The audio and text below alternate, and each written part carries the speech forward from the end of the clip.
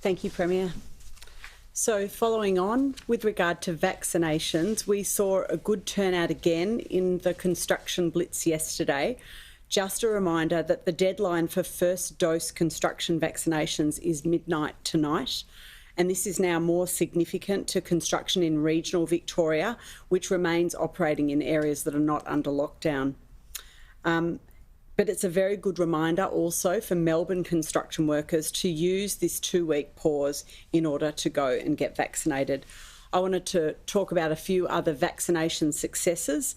More than 23% of 12 to 15-year-olds have now received their first dose since they became eligible only last Monday. We now have 80% of Victorians over the age of 40 having received their first dose of vaccine. And this week, we've actually had more than 400 Moderna doses administered in pharmacies across Victoria.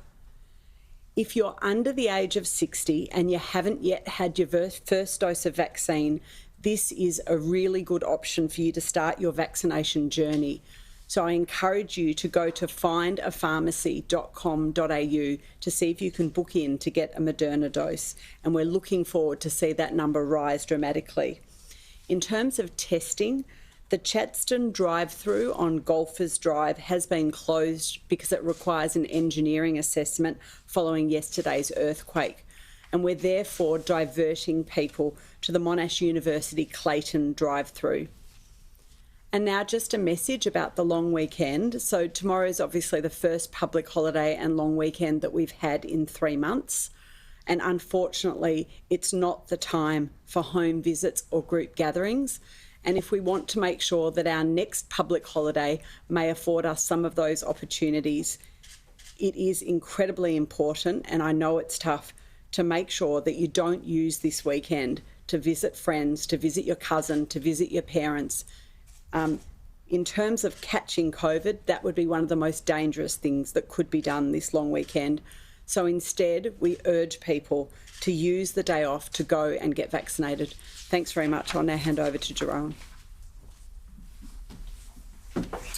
Great. Thanks, Deb, and good morning.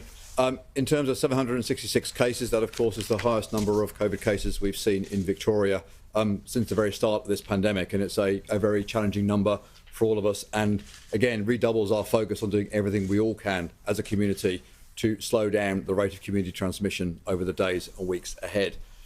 Over half of those cases, 55%, are occurring within known households, people where there are already a known positive case. And as we've said now a number of times, when COVID comes into individual households, the attack rate is very high and the risk to other members of your family is very high indeed.